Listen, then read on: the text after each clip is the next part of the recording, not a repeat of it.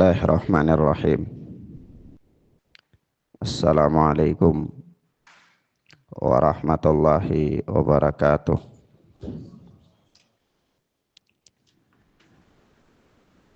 Alhamdulillahilladzi hadana lil Islam wa manna alaina bih wa akhrajana fi khairi ummatin fanasaluhu at-taufiqa lima yuhibbu wa yarda wal hifdha mimma yakrah wa yaskhad. Fanusalli wa nusallimu ala habibina wa sayyidina Muhammad ibn Abdillah wa ala alihi wa ashabihi wa man sara ala nahjihi ila yaumil qiyamah. Amma ba'd. Ikhwan wa akhwat, a'azzani Allah wa iyyakum. Kita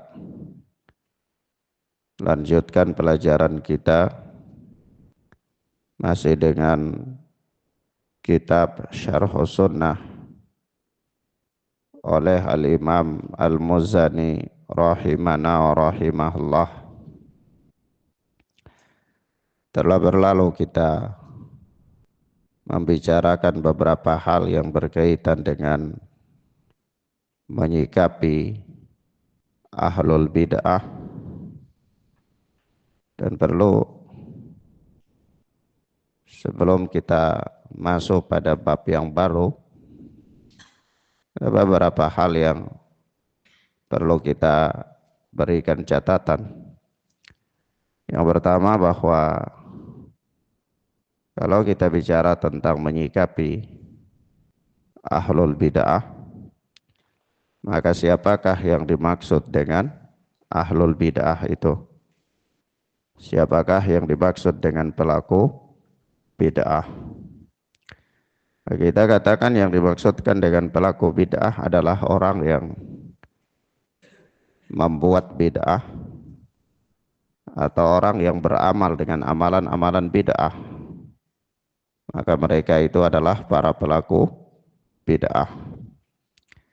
Hanya saja di antara mereka ada orang-orang yang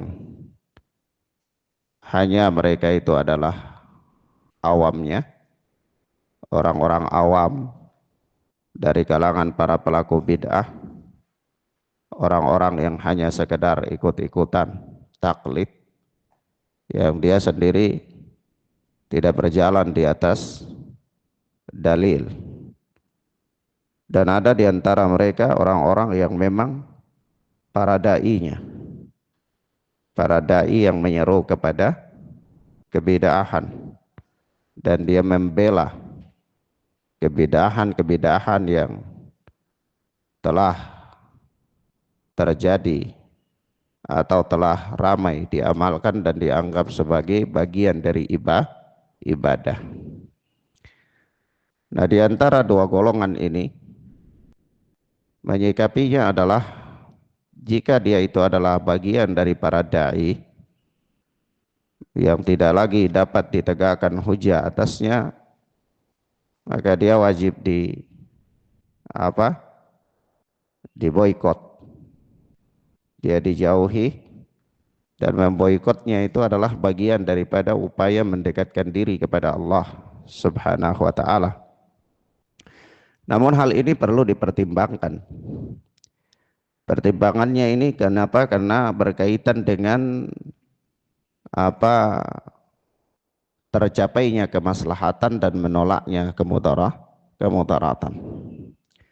Maka dari itu, di antara sebagian para ulama menjelaskan bahwa jika sekiranya kita berada pada kondisi kaum muslimin ahlus sunnah itu kuat, orang-orang yang menegakkan Al-Quran dan sunnah dengan pemahaman yang benar itu berada pada posisi mayoritas dan mereka kuat, sehingga kalau dia melakukan hajar itu berpengaruh, ya, ini orang yang dihajar itu dia bisa mendapatkan efek sehingga dia kembali kepada kebenaran, maka inilah yang dilakukan.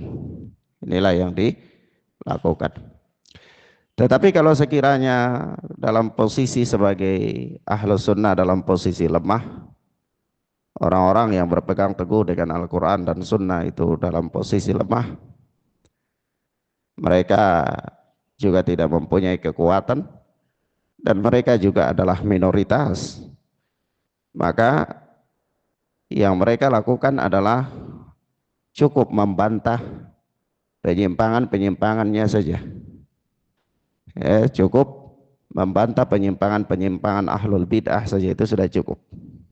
Ya, nah, tanpa harus melakukan apa? Hajar kepada mereka dan seterusnya. Ya, karena mempertimbangkan kondisi yang demikian. Sebagaimana hal ini dijelaskan pula oleh Syekh Ubaid Al-Jabiri rahimana wa rahimahullah. Kemudian yang berikutnya adalah apa? Di antara kalangan awam, dari kalangan para pelaku bid'ah, maka mereka didakwahi dan diajak dengan cara-cara yang hikmah supaya mereka mengenal agama dengan baik. Mereka mengenal agama dengan baik. Menyikapi mereka berbeda dengan menyikapi kalangan para dai dari kalangan ahlul bid'ah. Baik. Masalah yang kedua, catatan yang kedua adalah apakah kata-kata bid'ah atau peringatan-peringatan dari kebid'ahan itu baru saja ada di zaman ini, tidak dikenal di kalangan para sahabat, atau hanya dikenal dalam satu hadis saja yang Nabi sallallahu alaihi wasallam katakan fa inna kulla bid'atin dhalalah wa kulla dhalalatin finnar, atau fa inna kulla muhdatsatin bid'ah wa kulla bid'atin dhalalah. Nanti wa kulla dhalalatin finnar itu masih diperdebatkan oleh para ulama tentang lafaz itu ya. Tapi kalau lafaz fa inna kulla bid'atin fa inna kulla muhdatsatin bid'ah wa kulla bid'atin dhalalah, itu sahih jelas. Tapi nanti ada kalimat tambahan itu masih diperbincangkan. Nah, tapi ala kulli hal, apakah para sahabat juga mengenal istilah ini? Dan apakah para sahabat juga memperingatkan umat darinya?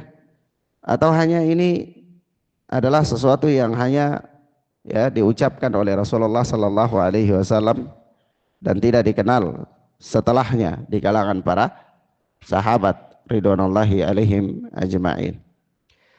Maka kita katakan ya ikhwan, telah datang banyak riwayat dari kalam-kalam para sahabat, ucapan-ucapan para sahabat yang berbicara tentang bahayanya bid'ah dan memperingatkan umat dari berbagai kebid'ahan. Di antaranya ucapan sahabat yang mulia Ibnu Mas'ud radhiyallahu taala anhu, ya, beliau berkata ittabi'u wa la tabtadi'u faqad kufitum wa kullu bid'atin dhalalah. Ya, kata sahabat yang mulia Ibnu Mas'ud, apa kata beliau? Ittabi'u, ikutilah sunnah, ikutilah sunnah. Wa la tabtadi'u, dan jangan kalian membuat-buat bid'ah. Ya, faqad kufitum, karena kalian sudah dicukupi.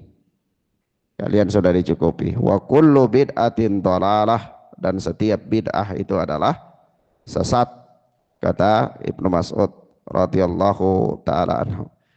Dicukupi, apa yang dimaksudkan dengan dicukupi? Ya, agama ini sudah cukup. Agama tidak lagi membutuhkan penambahan dan tidak lagi membutuhkan pengurangan. Barangkali nanti sebagian orang bisa berasumsi, nah Ustadz, agama sudah cukup, tapi kenapa para sahabat, di antara sekian para sahabat ada yang melakukan amalan-amalan yang tidak diajarkan oleh Nabi, tetapi kemudian mereka mendapatkan penghargaan atas hal itu? Ya, mendapatkan penghargaan dalam tanda kutip ya, bukan dikasih piagam ya, bukan dikasih piagam atau dilantik sebagai duta buat amalan baru, bukan. Nah, tapi maksudnya mereka kemudian mempunyai kedudukan seperti apa? Taruhlah sahabat yang mulia Bilal bin Rabah radhiyallahu taala anhu. Ma'ruf Bilal bin Rabah radhiyallahu taala anhu setiap kali selesai wudu beliau apa? Salat 2 rakaat. Lalu kemudian Nabi sallallahu alaihi wasallam bertanya, amalan apakah gerangan? Kemudian membuat terompahnya Bilal bin Rabah itu terdengar di surga. Maka Bilal bin Rabah mengatakan, ini amalannya, ini dia tidak berwudu melainkan dia selalu melakukan salat sunnah 2 rakaat. Sebagian mereka mengatakan bahwa ini Bilal bin Rabah melakukan amalan yang datang dari diri beliau sendiri. Ya. Kalau seandainya agama ini sudah sempurna, kenapa Bilal harus melakukan satu amalan yang tidak diajarkan oleh Nabi Shallallahu Alaihi Wasallam? Nah, begitu pula seperti kisah sahabat di dalam Sahih Bukhari yang mengatakannya bahwa ketika di dalam salat dia baca apa? Walhamdulillahi hamdan katsiran thayyiban mubarakan fih. Kemudian para malaikat, puluhan malaikat berebutan membawa kalimat ini ya ke langit. Ya. Nah, setelah itu kan Rasulullah tanya, ini siapa yang membaca ini? Katakan saya Rasulullah. Rasulullah mengatakan, ya, ini kalimat ini rebut oleh puluhan malaikat untuk dibawa ke langitnya Allah Subhanahu wa taala. Ya, sederhana, mereka mengatakan kalau seandainya orang-orang itu mengatakan bahwa melakukan amalan-amalan yang bid'ah itu semuanya sesat dan agama ini sudah sempurna, kenapa ini sahabat masih melakukan amalan yang Nabi tidak ajarkan? Bahkan Nabi tanya, siapa yang ucapkan ini? Ketika dia ucapkan, Nabi bilang ini, Nabi katakan ini direbut oleh malaikat. Kalau seandainya agama ini sudah sempurna, kenapa masih ada yang demikian? Ya. Nah, maka apa jawabannya? Jawabannya kita katakan bahwa dari sisi yang paling tepat kepada mereka, yang paling umum, bahwa di masa hidupnya Rasulullah Sallallahu Alaihi Wasallam itu masa turunnya syariat berangsur-angsur, turunnya syariat berangsur-angsur. Maka ketika itu masa agama masih dalam proses penyempurnaan, sehingga ada nasikh, ada mansukh. Ada sebagian syariat yang kemudian dihapus, ada sebagian syariat yang kemudian datang untuk menghapus. Ini proses. Dan ketika itu Rasulullah masih hidup di tengah-tengah para sahabat dan agama belum disempurnakan. Agama belum disempurnakan. Sehingga wajar saja ketika para sahabat itu mereka melakukan ijtihad, karena mereka semuanya adalah mujtahidun. Orang-orang yang layak untuk berijtihad, para sahabat. Ya. Dan kulluhum udul, semua mereka adalah orang-orang yang adil dalam beragama. Dan mereka semua Allah Subhanahu wa taala telah memberikan kepada mereka lakab sebagai seorang mukmin. Yaitu apa? Man yusyakikir rasula min ba'di ma tabayyana lahul huda wa yattabi' ghaira sabilil mu'minin. Di situ disebutkan sabilil mu'minin dengan alif lam ta'rif. Al-mu'minin. Ini orang-orang yang beriman. Para mufassir sepakat bahwa al-mu'minin yang dimaksudkan di sini adalah as-sahabah, para sahabat ridwanullahi alaihim ajmain. Nah, ketika itu mereka berijtihad dalam masa agama masih turun berangsur-angsur. Dan di masa itu ada di antara para sahabat berijtihad dan benar dalam syariat, lalu dikukuhkan oleh Rasulullah menjadi takrir. Ada sebagian yang berijtihad namun keliru, kemudian dibenarkan oleh Rasulullah Sallallahu Alaihi Wasallam. Jadi tidak setiap amalan yang dilakukan oleh para sahabat itu direstui dalam agama. Mahfum ya kawan? Paham maksud saya ya? Tidak setiap amalan atau sesuatu perkara ibadah yang dilakukan oleh para sahabat itu langsung direstui dalam agama, menjadi sebuah sunnah bagi kita. Tidak. Ada di antara amalan-amalan para sahabat yang kemudian ijtihad mereka itu keliru, lalu tidak dibenarkan oleh Nabi Sallallahu Alaihi Wasallam. Jadi kalau memang pas sesuai dengan syariat, maka dibenarkan oleh Nabi Sallallahu Alaihi Wasallam, maka dikukuhkan untuk menjadi agama. Seperti apa? Seperti Ammar bin Yasar. Ammar bin Yasar ketika dia dalam keadaan janabah, itu dia berguling-guling di tanah. Kemudian dia sholat sebagai pengganti tayamum. Radhiyallahu taala anhu. Nah, ketika melihat hal ini, para sahabat ada yang sepakat, ada yang nggak sepakat. Ya, tapi nggak bisa ngelawan karena dia waktu itu panglima, ya. Umar bin Yasar panglima dalam satu peperangan. Kemudian di malam hari itu dia janabah dan waktu subuhnya itu dingin sekali, tidak bisa mandi. Lalu dia berinisiatif guling-guling di tanah. Ya, kalau pakai istilah orang-orang yang ya kita katakan dia buat bid'ah. Ya, guling-guling di tanah. Tapi begitu hal ini kemudian sampai dilaporkan kepada Nabi sallallahu alaihi wasallam, apa yang dikatakan oleh Nabi? Yakfika antakula biyadaika hakadha. Cukup bagi engkau untuk lakukan dengan tanganmu seperti ini. Antakula qala yaqul itu ucapan, ya.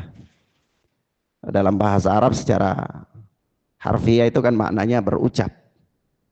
Tapi di sini tidak boleh diartikan berucap. Kalau qala itu dengan bi itu maksudnya melakukan. Antakula biyadaika. Engkau lakukan dengan tanganmu, ya. Bukan engkau berkata dengan tanganmu. Nah, mafhum, ya? Baik.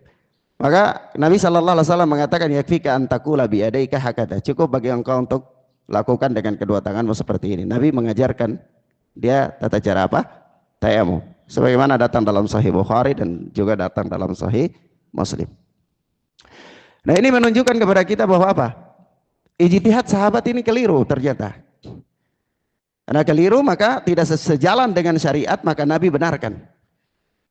Ketika ijtihad 3 orang sahabat juga sebagaimana disebutkan di dalam Sunan Abi Daud, bahwa mereka bersafar lalu bermalam di goa dan satunya itu kepala tertumbuk batu kemudian luka. Dia minta kepada para sahabatnya yang lain apakah ada rukhsah supaya dia tidak mandi pada malam hari itu. Maka mereka mengatakan tidak ada, kamu harus mandi. Maka begitu dia mandi, dia apa? Meninggal. Mereka kembali ke hadapan Rasulullah menceritakan kisah ini. Apa kata Rasulullah sallallahu alaihi wasallam? Qataluhu. Mereka telah membunuh dia. Ya. Ala sa'aluhu. Kenapa mereka tidak bertanya dulu sebelum berfatwa? Fa inna shifa'ul ayyi as-su'al. Innama shifa'ul ayyi as-su'al. Sesungguhnya obat daripada kebodohan itu bertanya. Kata Nabi sallallahu alaihi wasallam. Tindakan mereka ini benar apa salah? Sejalan dengan ketetapan syariat apa tidak? Tidak sejalan. Maka Nabi ingkari. Tapi kalau amalan-amalan yang sejalan dengan ketetapan syariat, maka Nabi tetapkan. Ini yang pertama. Yang kedua, karena prosesnya demikian, ketika itu masih ada Nabi untuk membenarkan, memberikan legitimasi terhadap amalan yang dilakukan oleh sahabat. Ini boleh apa ini tidak boleh, maka dia menjadi syariat. Tapi begitu Nabi Shallallahu Alaihi Wasallam wafat, Allah Subhanahu Wa Taala menyempurnakan syariat karena tidak ada lagi masa proses turunnya, tidak ada lagi nasikh mansukh, tidak ada lagi yang harus diralat. Karena Nabi Shallallahu Alaihi Wasallam sudah wafat, maka Allah mengatakan al-yauma akmaltu lakum dinakum wa atmamtu alaikum ni'mati wa raditu lakumul Islam madinah. Pada hari ini telah aku sempurnakan bagi kalian agama kalian dan aku cukupkan atas kalian nikmatku dan aku ridha Islam sebagai agama kalian. Ketika Allah Subhanahu wa taala telah menurunkan ayat untuk menyempurnakan agama, maka ketika itu tidak boleh lagi ada ruang ijtihad bagi seorang pun untuk mengarang-ngarang sebuah ibadah. Kenapa? Karena sudah tertutup. Ya. Dan Rasulullah sallallahu alaihi wasallam sudah wafat. Seandainya kalau hal ini masih dibolehkan, maka siapakah yang nanti akan memberikan legitimasi bahwa ini bagian dari agama dan ini tidak? Ya. Kalau Rasulullah, sahabat ijtihad, beliau masih membenarkan dan beliau masih mengingkari. Ada yang beliau benarkan, ada yang beliau ingkari sebagai syariat. Tapi begitu kalau beliau sallallahu alaihi wasallam telah wafat, lalu ada orang yang kemudian melakukan ibadah baru yang dia karang begitu, kira-kira siapa yang akan memberikan legitimasi bahwa ini bagian dari agama dan ini tidak? Tidak ada lagi. Karena Rasulullah sallallahu alaihi wasallam sudah tidak ada. Sebab itu kalau seandainya kita katakan kepada mereka hal ini boleh dan dibebaskan begitu saja, maka manusia akan mengarang-arang berbagai macam bentuk ibadah di kemudian hari dengan alasan bahwa ini adalah perkara yang baik. Ini adalah perkara yang baik. Tapi mereka sendiri tidak punya standar untuk mengukur kebaikan. Karena orang yang memberikan legitimasi kepada amalan mereka itu sudah tidak ada. Ya, ini Rasulullah sallallahu alaihi wasallam. Mafhum ya? Maka dari itu Ibnu Mas'ud mengatakan ittabi'u wa la tabtadi'u qad kufitum wa kullu bid'atin dhalalah. Ikutilah saja sunnah, sudah tidak boleh lagi buat yang baru karena kalian itu sudah dicukupkan. Dan apa? Setiap bid'ah itu sesat. Jadi yang mengatakan bid'ah itu sesat siapa? Ibnu Mas'ud. Jadi ternyata sahabat-sahabat Nabi ini mereka belajar dari Nabi, mereka lulus sebagai santri-santri terbaik dari madrasah Nabi.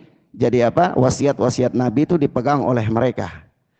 Ya, jadi ketika Nabi mengatakan kullu bid'atin dhalalah, sahabat tidak mengatakan bahwa sebahagian bid'ah saja yang sesat, tidak. Sahabat juga mengatakan kullu bid'atin dhalalah. Sama dengan dikatakan oleh Nabi sallallahu alaihi wasallam. Begitu pula ucapan Ibnu Umar radhiyallahu taala anhu. Ibnu Umar mengatakan bahwasanya kullu bid'atin dhalalah wa in ra'ahan nasu hasanah. Setiap bid'ah itu adalah sesat meskipun orang-orang menganggapnya baik. Meskipun orang-orang menganggapnya baik. Perhatikan kalimatnya. Setiap bid'ah adalah sesat meskipun orang-orang menganggapnya baik. Subhanallah. Kemudian hari pasti ada orang yang menganggap ini amalan baik, ini amalan baik, ini amalan baik. Tapi kalau itu masuk dalam kategori bid'ah, maka dia pasti sesat. Dia pasti apa? Sesat. Paham ya? Baik. Meskipun ya ikhwan, klaim tentang bid'ah itu ada beberapa perkara yang diklaim bid'ah tapi dia bukan bid'ah, itu ijtihadiyah, itu masuk dalam perkara ijtihadiyah, ya. Ada sebagian ulama berijtihad oh ini bid'ah, ternyata dia bukan bid'ah misalnya. Itu beberapa perkara, ya. Tetapi ada perkara-perkara yang memang telah disepakati bahwa itu adalah bid'ah, maka itu pasti dia adalah sesat. Iya. Mafhum ya? Baik. Kemudian begitu pula ucapan dari Mu'adz bin Jabal radhiyallahu taala anhu. Mu'adz bin Jabal mengatakan apa? Fa iyyakum wa ma yubtada'u fa inna mabtudi'a dhalalah. Ya, berhati-hatilah kalian dari perkara-perkara yang diada-adakan. Fa inna mabtudi'a dhalalah. Karena perkara yang diada-adakan itu adalah dhalalah. Dia apa? Sesat. Makanya dari itu tidak ada sesat-sesat yang baik, itu tidak ada. Ya, kullu bid'atin dhalalah, bid'ah itu sesat. Jadi kalau kita bilang enggak ada bid'ah yang baik berarti apa? Sesat-sesat yang baik. Ada sesat-sesat yang baik ya. Nah, jadi setiap bid'ah itu adalah dhalalah, sesat. Meskipun nanti dalam penentuan bid'ah itu ada beberapa perkara, perhatikan saya baik-baik. Ya, diberikan catatan. Di dalam beberapa perkara yang ditetapkan sebagai bid'ah itu dia adalah perkara ijtihadiyah. Mafhum ya? Nah, kalau dia perkara ijtihadiyah, maka bisa jadi dia masuk dalam bid'ah atau bisa jadi juga dia tidak masuk dalam bid'ah karena dia ijtihad sebagaimana ijtihad para ulama, bisa dia benar, bisa dia salah, begitu. Mafhum ya? Baik. Oleh sebab itu kadang-kadang kalau kita baca ada buku-buku misalnya bid'ah sepanjang tahun, bid'ah sepanjang tahun. Kita baca-baca loh, oh ini di sini disebut bid'ah, tapi kok yang di sana nggak dikatakan bid'ah, ya? Maksudnya gimana nih? Berarti kayaknya nggak punya patokan, seolah-olah ini agama ini apa relevan banget. Orang katakan bid'ah saja ada sebagian mengatakan bukan bid'ah, maka kita katakan itu dalam perkara yang dia merupakan ijtihadiyah. Iya. Tapi kalau perkara yang memang dia telah paten, tidak bersumber sama sekali, jelas, ya telah disepakati, ya sudah, itu pasti bid'ah dan bid'ah itu pasti dia sesat. Iya. Nah. Kemudian ikhwan fillah azanillahu wa iyyakum, berikutnya adalah ucapan daripada sahabat Mu'adz bin Jabal radhiyallahu taala. Hudzaifah ibn al-Yaman.